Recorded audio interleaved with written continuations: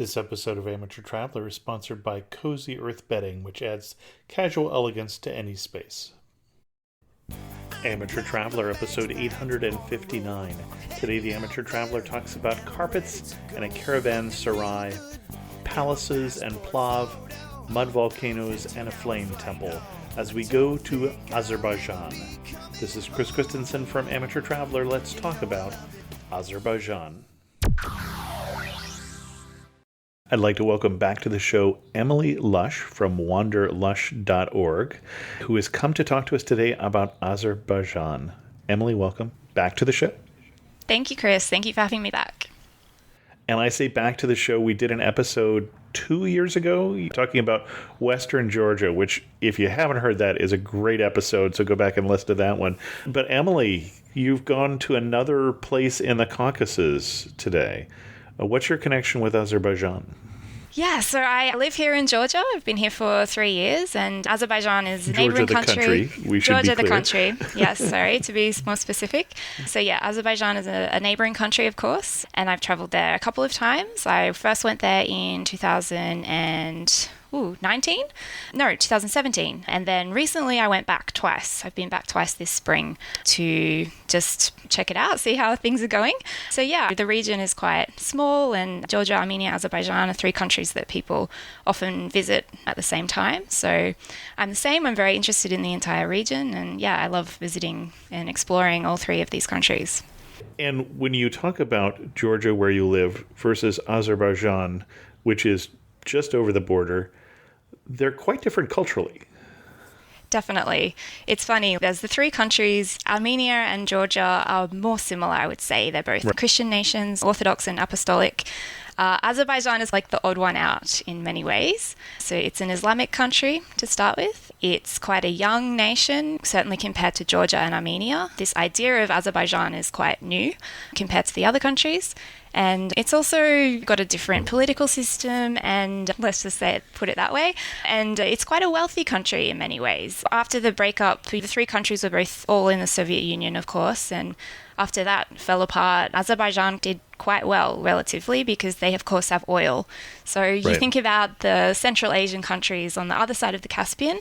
In some ways, Azerbaijan is similar to these countries. It's also like a Turkic. They have roots in Turkic history. So yeah, it's quite different. It's quite distinct from the other two, especially from Georgia. And you said you wanted to say a little something about the political system or the political situation in Azerbaijan before we get started? Yeah, I think it's a good idea just to point out that there is a conflict, there is a war going on that isn't always in the news, but between Azerbaijan and Armenia, it's been going on for a really long time, and it's a terrible situation. It's been going on since the 90s, but recently it's bubbled to the surface again, and I think it's important that people do their research and kind of know what they're getting into if they travel to these countries. Of course, it's fairly safe for tourists, certainly, but yeah, just from being aware of what's going on. So it centers around this disputed territory, which is not a place you certainly wouldn't go there at the moment, and you don't really travel near there either. But yeah, it's just good to know that the current situation and what is happening in this region, I think it's really important for people to understand. Excellent. And why should someone go to Azerbaijan, though? Who talked about the things you need to be careful about? It's really fascinating from a cultural point of view, from a scenery and hiking. Being in the Caucasus, it's got those great mountain areas for hiking. It's a misunderstood country in a lot of ways. As I was saying, it's quite young, and it has this really interesting history with all different influences. And then the oil stuff, so maybe people know it's a wealthy country with really outlandish modern architecture, but then there's also quite a few UNESCO sites that are really very old and very interesting. It's a very complicated country with a little bit of everything, like this region. And certainly if you're coming to Georgia, coming to Armenia, it's really nice to do all three countries together. It gives you a really nice sort of overview of the region. Excellent. What kind of itinerary are you going to recommend for us? So I think like 7 to 10 days is perfect for Azerbaijan, and that's a good amount of time if you're doing all three countries as well.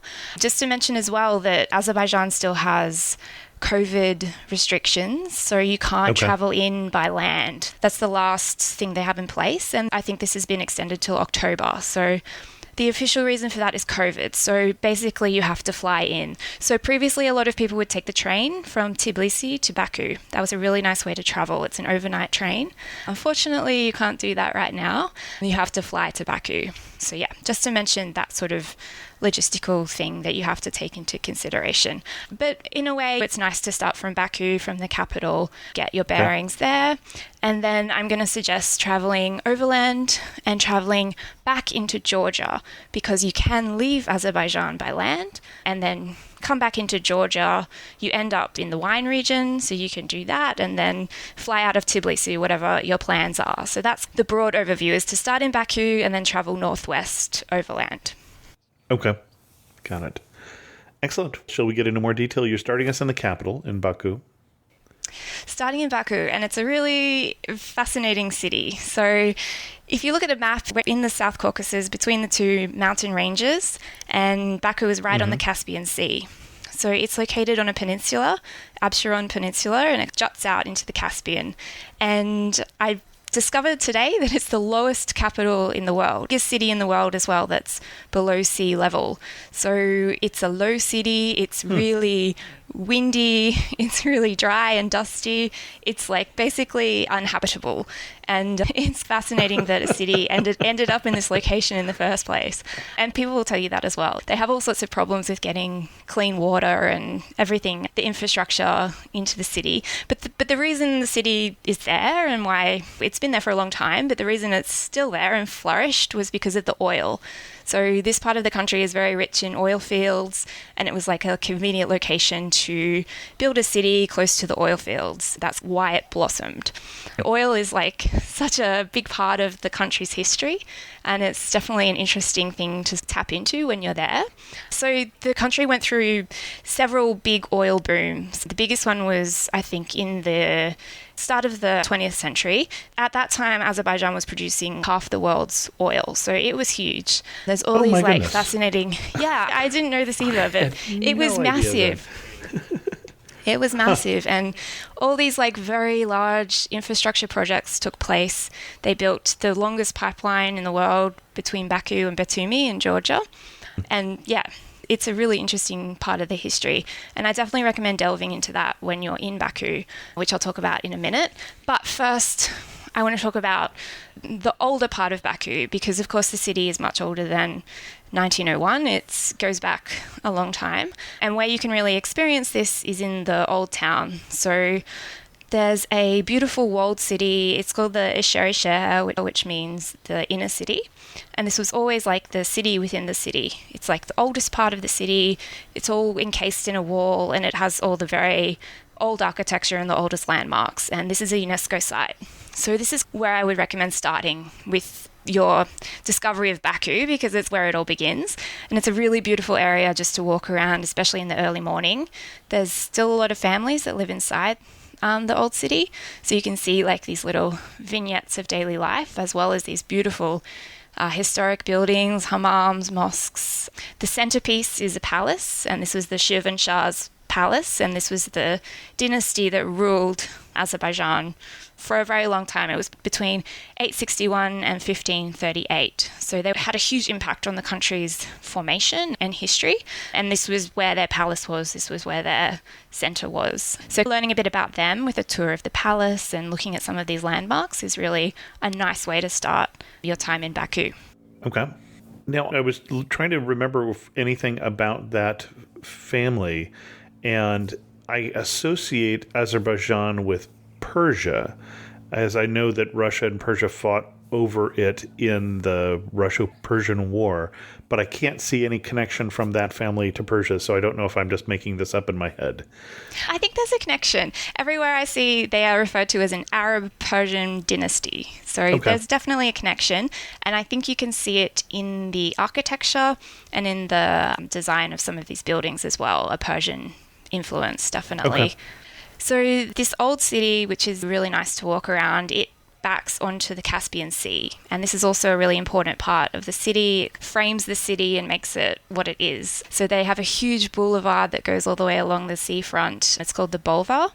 And you can, just walk along there. And it's a really nice way to discover some of the quirkier landmarks of the city. So there's like a miniature Venice water park and some things that are a little bit naff, okay? Wait. Canals and little boats and little gondolas. Okay. Some people enjoy it, but it's just one of those quirky things. They also have the tallest flagpole in the world on this boulevard. So you'll see these things that are very grand, and they like to do these sort of big gestures, I think. It was bypassed by something else, but now they're building a new one. It's going to be the biggest again. So there's that. At the top of the boulevard are the flame towers. There's 3 buildings in this complex, and this is really an icon of Baku. And they're shaped like flames, like tapered at the top, and each one has a different sort of curvature. And there are certain points where you can stand in the old town and look through these really old buildings and see the 3 towers there. So a really nice juxtaposition between the old and the new. But you can get up close to these towers as well, and there's a really nice park that's set up on the hill. It's good to go at sunset, actually, because the views are beautiful of the sea and the lights coming on. So that's a really cool little thing to do.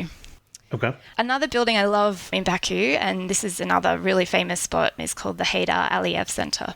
It was designed by Zaha Hadid, the British-Iraqi architect. It was finished in 2012, so it's pretty new.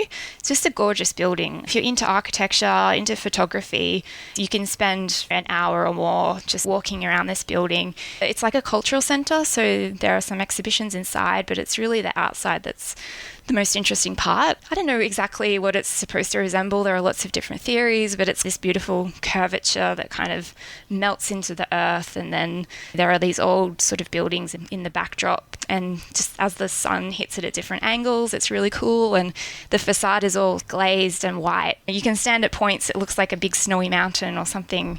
It's crazy with people walking up the sides.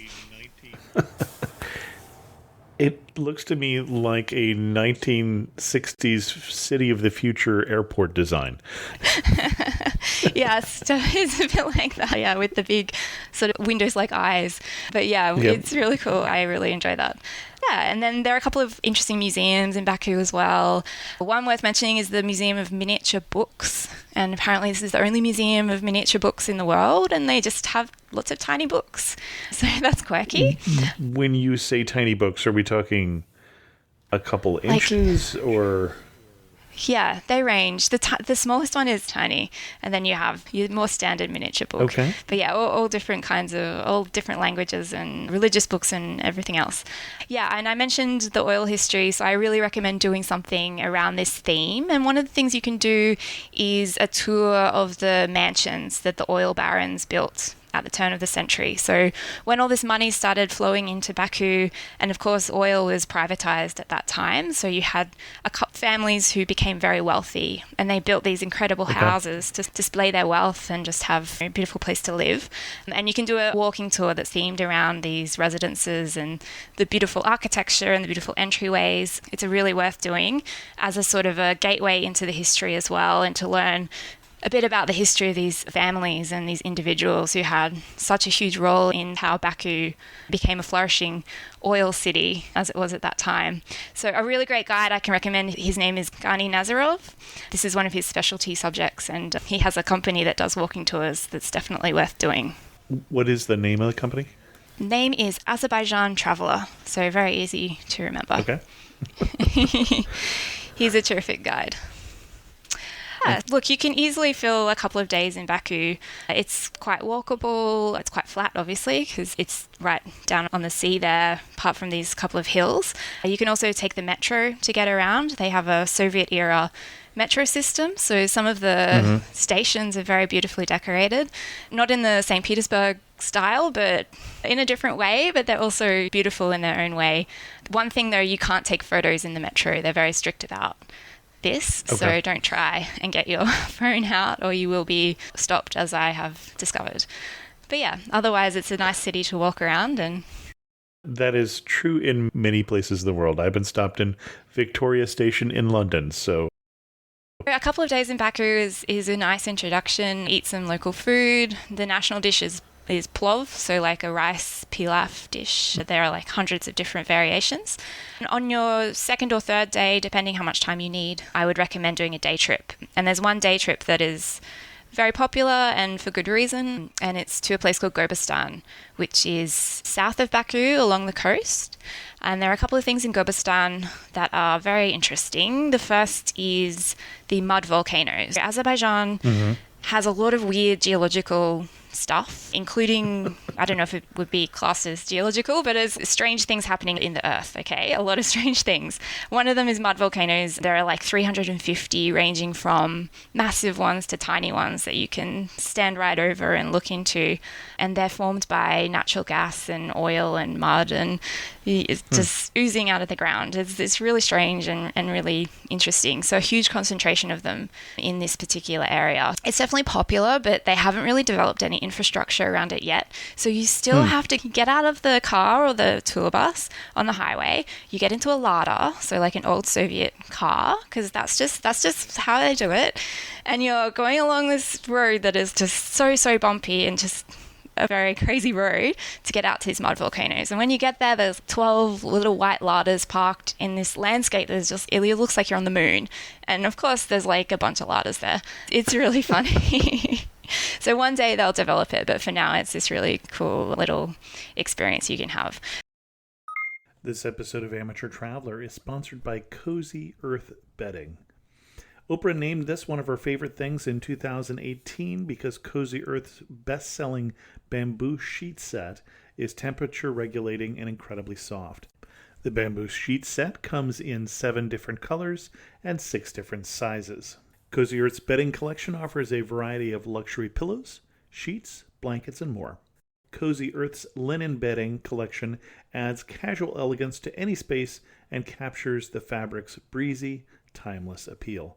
Get ahead of your spring cleaning with fresh new bed linens from Cozy Earth, made from luxurious, high-quality fabrics you won't find anywhere else on the market. Cozy Earth provided an exclusive offer to my listeners today, up to 35% off site-wide when you use the code Amateur Traveler. That's 35% off with the code Amateur Traveler. Thanks to Cozy Earth for sponsoring this episode of Amateur Traveler. But yeah, in Gobustan there's also the petroglyphs. So there's 6,000 of these rock carvings from a period after the last ice age, and those are really interesting. This is also a UNESCO site, so very well set up with walking paths and a small museum. And then you can go to the fire temple, Ateshka, which has been used throughout time by different faiths, Hindus, Sikhs, Zoroastrians as well. And they call Azerbaijan the land of fire because of these strange things happening in the earth. And one of them is that these flames spontaneously erupt. So this is what happened on the site of this temple. A temple was built around it. And yeah, it was worshipped up until the 1880s. Now it's like a museum and a really interesting complex, a museum that you can walk around. And then there's one called Yanadag, which is literally means burning mountain. And for me, this was like kind of the coolest because it's just like a hillside on fire. And as they say, the story is that a shepherd was out with his sheep in the 1950s. He was smoking a cigarette and he threw the butt on the ground and the earth just caught fire. And this fire is still burning. It's fed by methane coming out of the ground and they can't extinguish it. So it's this very emblematic and spiritual place near Baku where people go, and they've built an amphitheater kind of thing around it, but it's just crazy.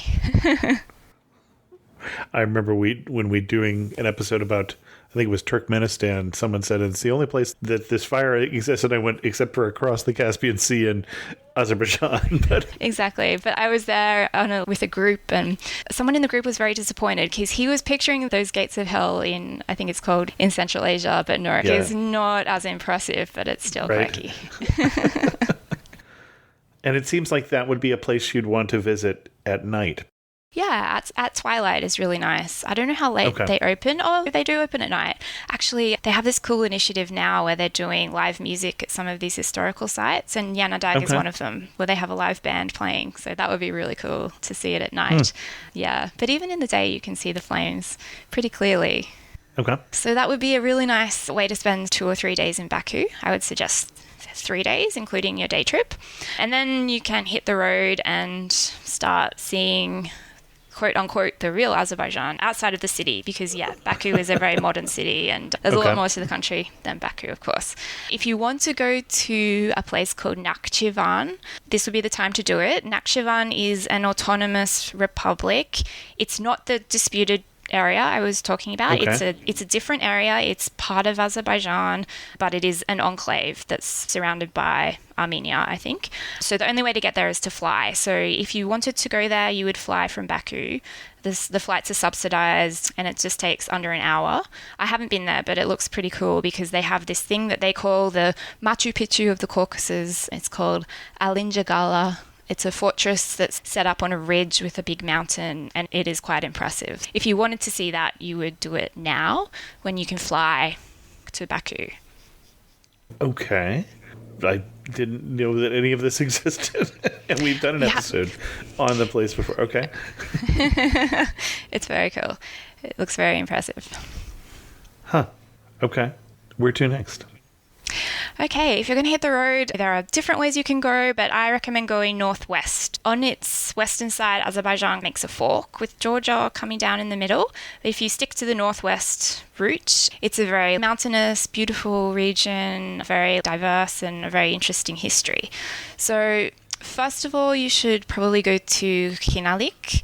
Kinalik is up there with the highest continuously inhabited villages in Europe, depending how you define Azerbaijan. It's a very high village community that they have this ritual of the transhumance where they winter down in the lower plains and then they bring their sheep back up the mountain for summer.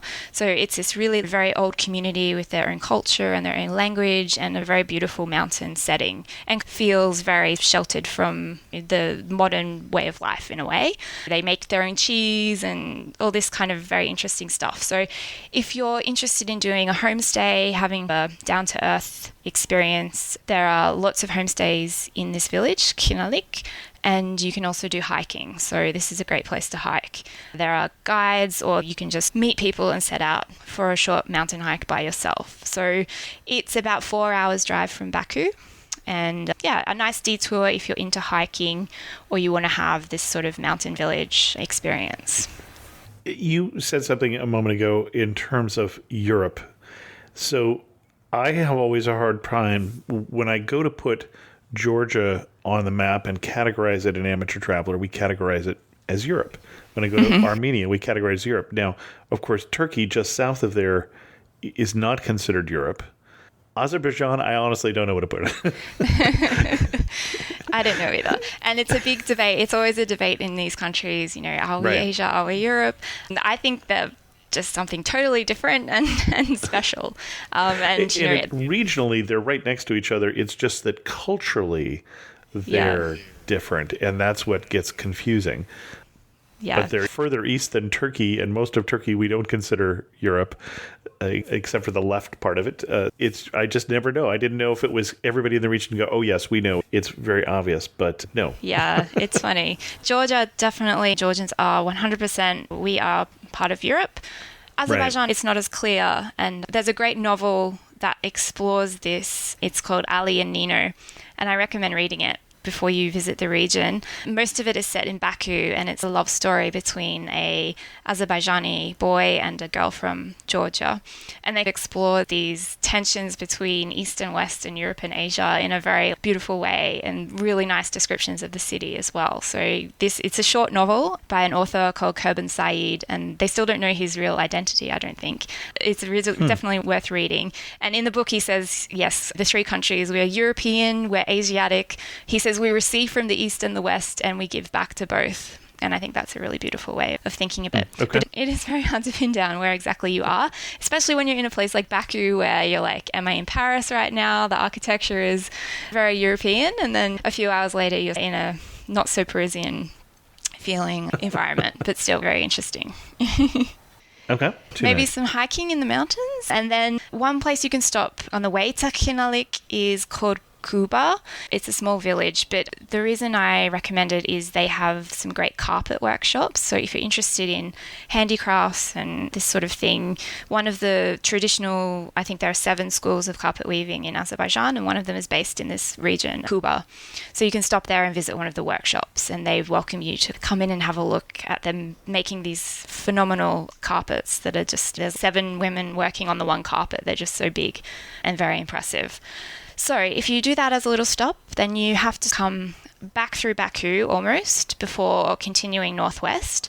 But the next stop is called Lahich, and it's another mountain town. It's not far from Kinalik, but it's got the mountains in between, so you can't travel directly between the two. You have to come back around.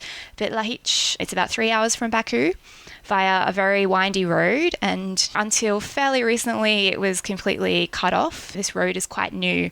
It's sealed and it's fine to drive now, which is good and bad. It has become quite touristy, but it's still a very popular place to visit. The main thing about Lahich is the copper workshops, and this is like a traditional craft for the village.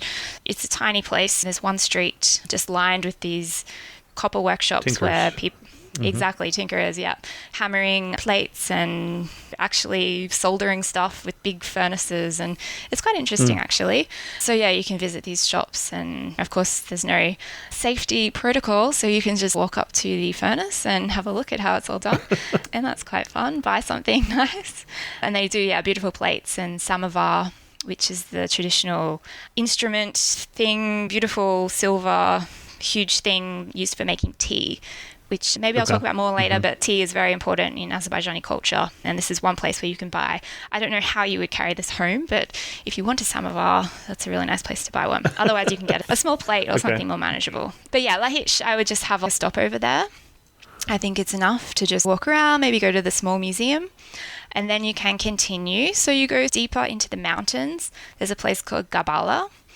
And in Gabala, there's a ski resort. It's obviously very mountainous, quite popular in winter, but they run the cable car all year. So I did it in spring, and although it was so foggy, I couldn't see anything. It was still a cool experience. The ski resort itself is very well set up. So if you're looking for a budget ski vacation, this would be somewhere to consider, as strange as it seems. The resort is called Tufandag, and it's becoming quite popular, I think. It's beautiful accommodations and very good facilities that they have. So if you're visiting in winter, that would be the place to go. They also have an airport. But if you're not visiting in winter, which most people don't, then you can just ride the cable car, have a short stopover, maybe have lunch. Down in the valley, there's a river, and very popular in this region is to go to these restaurants that are set on the river, and you have like fresh trout or river fish, and that's something you can do in Gabala as well. So that's a really nice place to just have a rest stop, basically. So then moving closer to Georgia again, and my favorite place in Azerbaijan for sure, it's a city called Sheki. So Sheki is, I think it's the 9th biggest city in Azerbaijan, so it's quite small. It's just a fantastic place to spend 2 or 3 days, or just have a couple of days to chill out. It's a beautiful city set in the mountains, and it has a really fascinating history. It was a really important stop on the Silk Road, so you have all those beautiful monuments from that period to just massive caravanserais on the main street, and they are the center of the city, and they define the whole layout of the city, and they are so impressive. One of them is closed for restoration. The other one is open, and it has a hotel inside, so you can go and stay there in the old traders' quarters, which are like these stone curved cave-like little chambers. It's really cool. I stayed there in 2017. It's pretty basic, but they have heaters and bedding and ensuite bathrooms, of course. And it's a really cool experience, because you can just imagine. Which they probably did not have. I'm guessing they back when didn't. the caravans were coming through. Exactly. I'm guessing probably not.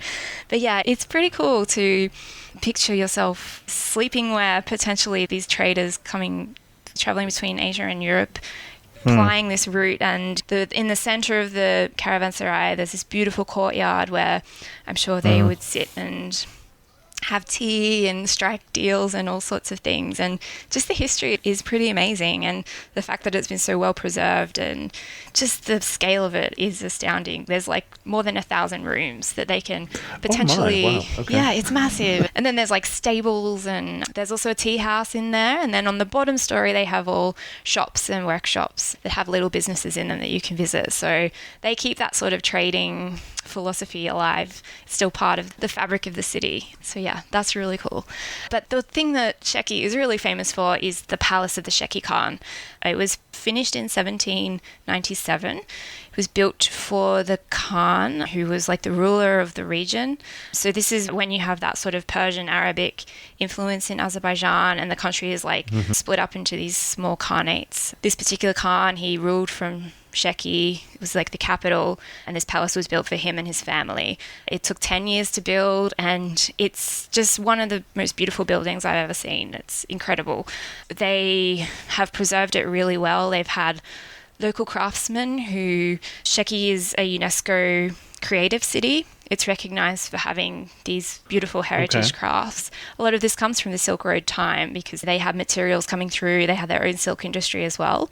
So they still have all these really skilled craftsmen in the city, and they are the ones who restored the palace and kept it in good nick. And it's in incredible condition, and so much of it is still original, which is amazing because the inside is just painted from ceiling to floor, beautiful Persian-like miniature paintings that each one is different, and the hunting scenes and local flowers and fauna and all this symbolic stuff that once you start digging in, if you get a good guide for the palace, which the guides are generally really good, they'll tell you the meaning behind some of these paintings, and they're just incredible. And each human has a different face and a different expression because the artist wanted to do the best job he could for the Khan, and it's just so intricate. The inlay ceilings, and they also have this thing called shebeki glass, which is stained glass, and it's this special technique that was pioneered in Sheki, and they fit the glass together. It's in a wooden frame, but very ornate, and they don't use any nails or glue, and this is one of their specialty crafts in Sheki, and there are still people who make it today. So it's just really impressive. The light comes through the window, and all the glass is coloured, so it just makes this carpet-like display on the floor, and the whole place is just so extra. It's beautiful. And some people who are listening to you who have been to other Islamic countries, and the Khan was Islamic, would be surprised that there are pictures of people, because that's generally prohibited in many countries, and you'd get just the script from the Quran and geometric things. But Persia being one of those places where that was somehow a little different, and you can see some of that, for instance, in other places in Islamic countries. I think of in Istanbul, in some of the old palaces, there were also depictions of people. A lot of human figures and a very realistic storytelling in these paintings. So yeah. That is very interesting. I'm sure if we have some Islamic scholar, they can tell me why that's different, but I do not know. I don't know either. All I know is that it is absolutely stunning, and you have to pay 5 manat, which is like not even $5 I don't think, to enter with a guide. Yeah, these guides are really super passionate. They have studied this place from top to toe, and to have that guided tour is awesome. And the whole complex, it's inside a fortress, so there are other palatial buildings, but there's also a lot of these brick buildings that came much later that were installed by the Russian Empire when they made it into a barracks. So now these buildings are being retrofitted and turned into galleries and museums and creative spaces. So this whole precinct is going to be a real sort of centerpiece of Sheki creativity, which is something that the city is really prides themselves on. And part of why this is happening now is that Sheki is a UNESCO site. It was inscribed, I think, in 2019, so fairly recently. Not just the palace, but there's more than 100 different monuments in the city itself, ranging from hammams to houses and all sorts of things. So the whole city is a big open-air museum. And it's just terrific to walk around and see all these different monuments. So yeah, I love traveling to places where you can just get lost and have your camera and just explore on foot, and Sheki is perfect for that. You go behind the castle into this old district, and yeah, it's just like winding streets and all this fabulous architecture. There's another palace that not everyone knows about. Okay, I guess more people know about it now, but it's a second palace that was hidden. There were people living inside until quite recently. I think the restoration's finished now, but it was done much later than the main palace. But yeah, another example of these miniature paintings in one of the rooms. It's more pared back because it was for the Khan's relatives, not for the Khan himself. So they only had one nice room. But yeah, it's very beautiful with this glass as well. There's old silk factories. It's just a really cool place to wander around. And people are very friendly. Sheki people are known for being good-humoured and welcoming. And as you walk these back streets, you'll definitely get to chat with people and have that experience as well. Yeah. Excellent. So yeah, definitely if you're into handicrafts, there's the silk stuff. They also make these beautiful silk scarves called kelagayi, and you can go to one of these workshops where they are block printing the scarves and buy one. They're really gorgeous. Sheki's also really famous for its food. So they have a sweet called Sheki halva. It's more like a baklava, but it's specific to this city. And, you know, I had a driver once who brought me to Sheki, and he bought like 12 boxes of this stuff to take back to Baku because this is like the best of the best. These makers are like 4th, 5th generation confectioners making this stuff with like very secret recipes. And yeah, it's this very sweet, sticky baklava-like sweet that, yeah, you can only have so much of it, but it's very delicious. They also have great local cuisine. So the really famous dish is called piti, and it's served in a clay pot. It's cool because it's your appetizer and it's your main course at the same time, because there's this particular way of eating it where you tear up bread and then you pour some liquid and you're mashing things and you're mixing this and mixing that, and there's this very particular ritual to eat this sheki dish. A good thing to try when you're in town, and there are some really nice restaurants as well. Okay, and I'm seeing that it's mutton and vegetables with a bread covering. Okay. Yes. Yeah, lots of lamb in Azerbaijan. No pork, of course, because it's Islamic. So lots of lamb, like slow-cooked lamb. They're really, a lot of the cuisine, yeah, I said plov was the main national dish. Yep. So a lot of rice, lots of lamb, and then lots of fruit and nuts, and yeah, dishes like that. And Sheki is in this more fertile region, so they have a lot of local produce. If you go to the local bazaar, that's a really cool experience as well, just to see. I was there in spring, and the fruit is, even by Georgia's pretty well known for its fruit and veg. At least when you live here, you see it's pretty amazing. And Azerbaijan was like, wow, a little bit further south, and just so much fruit, so many plums, sour plums, everything, beautiful stuff.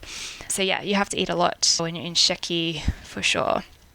Another thing you can do is take a little side trip to another village called Kish, and Kish is known for having this church, temple. It has different names because it's a bit mysterious, but it's understood to be the oldest Caucasian Albanian temple in the region.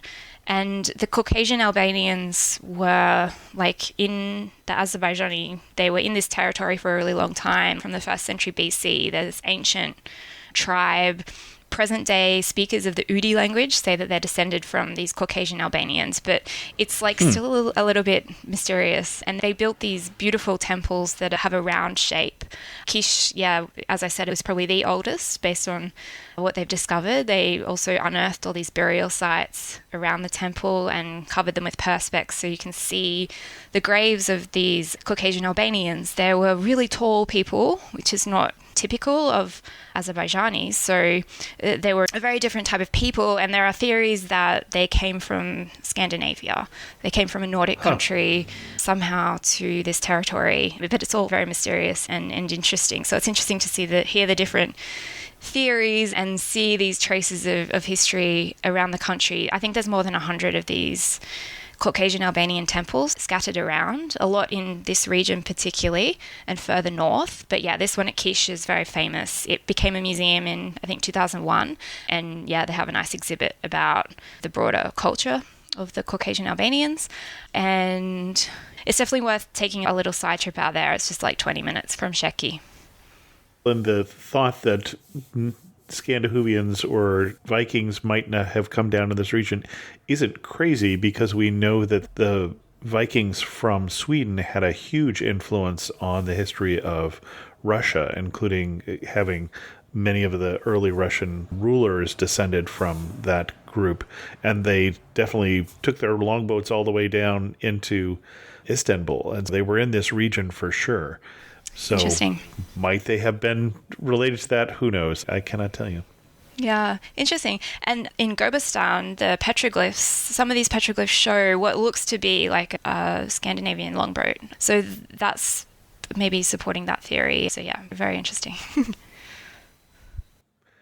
I want to say, yes, there was the Varangian Guard for the Byzantine army that were personal bodyguards of who'd have been Caesar, basically, or the ruler of Byzantium or of Eastern Rome, and they were Norsemen. They were from Scandinavia. Again, they had an influence in the region. They certainly went far and wide. So yeah. A lot of people have investigated this, and yeah, it was actually the Norwegian Ministry of Foreign Affairs that had a big role in protecting this temple and establishing the museum. So that's really nice as well. And it's very interesting to hear that this circular shape of the Caucasian Albanian architecture, it influenced the first mosques that were built in Azerbaijan. So you can see this design echoed in the Islamic architecture. So that's a really nice sort of through line as well. So again, a really important part of the history that you can get up close. Interesting. Okay. Sheki is your last stop before the Georgian border. There are more places you can see. There's Gak and Zagatala. There's also a really nice nature reserve near Gak. And again, a lot of this Caucasian Albanian history, hiking. There are some short hikes near Sheki. There's also a great project in this region called the Trans-Caucasian Trail, which their goal, I believe, it's to map a continuous hike through the three countries, Georgia, Armenia, Azerbaijan. And they are starting with mapping or plotting out these individual routes in the three countries. So there's one from Sheki to Zagatala, which goes further northwest into Azerbaijan. Okay. So that would be a really nice hike if you're interested in doing like a more long distance hike. I think they've started marking it now. It's not finished, I don't think. But you're right up in the foothills of the mountains or in the mountains now. So heaps of opportunities for hiking. If you're not into hiking, then yeah, I would spend time in Sheki. It's such a charming city. There's lots more to do. There's wine bars and all this great stuff. So you can easily have a few days there at a slow pace, and really nice if you can stay in the caravanserai. But when you're satisfied, it's very easy to leave Sheki and travel overland back into Georgia. Got it. If we expanded, if you had a little more time in Azerbaijan, are there places that you would add on that you pruned from your itinerary just for time? Yes, there's one place, and it would be, the thing is that you have to keep going back through Baku. You could sort of circle around, but there's a place in the south of the country, on the Caspian Sea, but in the very, very south, very close to the border with Iran. It's called Lankaran. And this is, again, a mountainous sort of area, very fertile. The thing here is the tea plantations. So in the Soviet era, they grew a lot of tea here. And some of these plantations are still going. And you can visit them. They're really interesting. As I said, tea is a huge part of Azerbaijani culture. They produce quite a lot of tea, and most of it is consumed domestically because they drink a lot of tea in Azerbaijan. Well, and you say it's a big part of the culture, different from the other places in the region? I think so. Georgia has an old tea history as well, but it's not really part of the day-to-day. I'm thinking more south of there, where you go to Turkey, for instance, has a big tea culture also. Yeah, it would be very similar to Turkey, because Azerbaijan, they're Turkic ancestry, so a very close connection to Turkish culture. I would say it's similar. One interesting thing that someone told me is that the tea glasses that you drink from in Azerbaijan are like double the size of the ones in Turkey. And I was like, why are they different? And they said, well, you can fit more tea into a bigger glass. So I liked that. They're just like a bigger version. So yeah. These ones are big. They last a bit longer. But yeah, it's sitting down and having the samovar and drinking the tea, that whole ritual of the water and the tea and everything. And then in Azerbaijan, it's very traditional to have jam with your tea. So I've never had jam this way. It's not on bread or anything like that. You just have it in a little ramekin that you have for yourself, and you just eat it with a teaspoon, and you put some in your mouth. It's obviously very sweet, and then you drink the tea through the jam. So it's like the sugar thing in Turkey, except it's like a fruity jam made with cherry or something. So that's quite unusual, I think, for Azerbaijan as well. Interesting. As we start to wrap this up, anything else people should know before they go to Azerbaijan? Yeah, I mentioned about getting in for the moment until October, probably. You have to fly. You also need a visa. October 2023 is when we're recording this, just for those who are listening far in the future. Yep, okay. That's right. Another thing is that you need a visa. So unlike Georgia, Armenia, for most people, you do need a visa. You can get an e-visa. It costs $25, but yeah, you have to apply for that in advance online. Yeah, it's a lot of people speak English. It's a very sort of easy country to travel in that way. There's good transportation. There's domestic trains. There's also marshrutkas and buses. So it is pretty easy to get around. I think it would be fine to hire a car as well if you wanted to do something a bit adventurous. And I would say I've been most recently in spring, but a really nice time to visit is in autumn.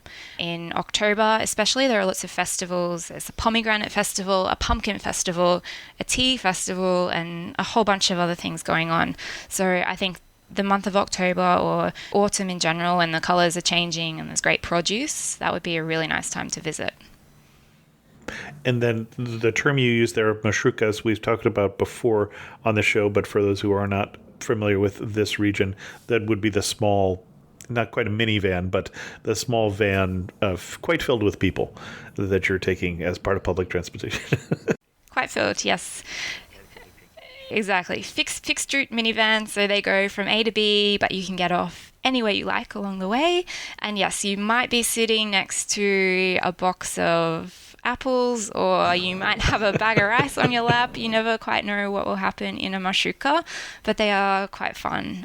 In Azerbaijan, they also have big proper coach buses as well. So if you prefer to have some legroom, you can do that. For most of these destinations, they do have buses as well.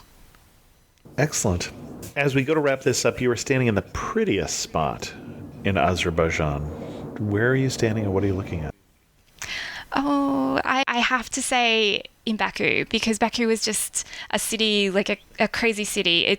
For me, it's beautiful. The contrast between old and new is beautiful. And I mentioned this one spot where you stand in the old town and you can see the flame towers. That is gorgeous. Another place is the Highland Park, which is above the city, and you go up here at sunset, you look out at the lights coming on, and the Caspian just has this perfect curve in this one spot. And yeah, it's just an amazing view. I love that place. Excellent. One thing that makes you laugh and say only in Azerbaijan. There's a lot of things. One thing, I talked about tea, but a really interesting thing is this culture of the tea house, the chaikhana. And this is a place that's very mysterious to me because women are allowed in there, but it's not really a done thing. Even today, this is like the men's domain. So this is a very interesting quirk of Azerbaijan that maybe if you're a male traveler, you get to experience this culture in a different way. Yeah, but another thing, only in Azerbaijan you would see these very modern buildings, these multi-million-dollar, huge state-of-the-art architecture, and a Lada rolling past, because as Azerbaijanis have told me, people just prefer the Lada. They're just a more reliable vehicle. People still love to purchase them. You see them everywhere, way more than in Georgia. In all colors of the rainbow, these lovely little Ladas rolling down the streets of Baku. Interesting. And are they still making Ladas? I thought they stopped, but maybe I'm wrong. I don't think they make them. They're just a very fertile secondhand market for Ladas. If you have a good one, you got to hang on to it. They were at least making them until 2010, I'm seeing. Maybe they still are making newer designs of Ladas. I do not know. They still make the Niva. I know they make the Niva, the little hatchback one. The little old ones that are low to the ground. Those ones are very quaint. And do they, like some of the old East German cars, produce a cloud of smoke behind them as they go down the road? Or often, yeah, that's definitely. something. Excellent. If you had to summarize Azerbaijan in just 3 words, what 3 words would you use? Okay. Definitely tea, because you can't escape it. It's such an important part of the culture. Fire, of course, because it's a symbol, it's an emblem, it's in so many different things that you see all around the place, and this fire worshipping is such an interesting part of the history. And oil, of course, because it really is a nation built on oil, and still today, such a fascinating piece of identity of the country. And yeah, the history, the oil history for me is fascinating. Excellent. Our guest again has been Emily Lush from wander-lush.org. And Emily, if we wanted to send people to your best post on Azerbaijan at Wanderlush, where are we going to send them to? I think you should visit my guide to Sheki, which I am updating as we speak and will be newly revised by the time you hear this. But I do love Sheki. I think it's a really special place, and I've written up a pretty extensive guide to all the things you can see and do there. And yes, I hope it will convince you to not go as a day trip, but to spend some time in northern Azerbaijan. It's a really beautiful part of the country. Excellent. And thank you so much for coming back on Amateur Traveler, and sharing with us your love for Azerbaijan. Thank you, Chris. Thank you so much for having me. Special thanks, as always, to the patrons of the show who help support Amateur Traveler financially. You certainly are not required to, but if you're interested in supporting the show, you can go to patreon.com/amateurtraveler to learn more. I heard recently from Dana, who said, I've been listening to your podcasts for nearly 2 years now, and I can't tell you how much your podcasts have helped us in our trip planning. I feel so much more prepared now when planning our trips, and it has even inspired me to check out places I would likely never have before, such as Iowa, which we are planning a trip to last year. We live near Omaha. We are also planning a trip to Scotland and back to Utah to visit the last 3 national parks, and I've listened to your podcasts over and over to help plan the trip. I'm not sure how to leave a review, so I wanted to reach out. If you can give instructions on how to leave a review, I'd love to do that. Thanks again, Dana. And I want to read Dana's email in part because of that review question. Wherever you listen to your podcast is probably the best place to leave a review, whether it's Stitcher or Apple Podcasts or wherever you get them. There probably is a review feature. If you don't have a particular place, if you're listening to them on the website, for instance, then probably the thing that helps me most would be Apple Podcasts, just because that's the place that more people listen to than anywhere else. And I think you can do that from either the mobile app or from, I didn't see a way to do it on the web app, but you might be able to do it from Apple Music if you have that as a possibility. But again, of course, if you're not on Apple, if you're listening to on something else, wherever you're listening is probably the best place. And thanks so much, Dana, for asking.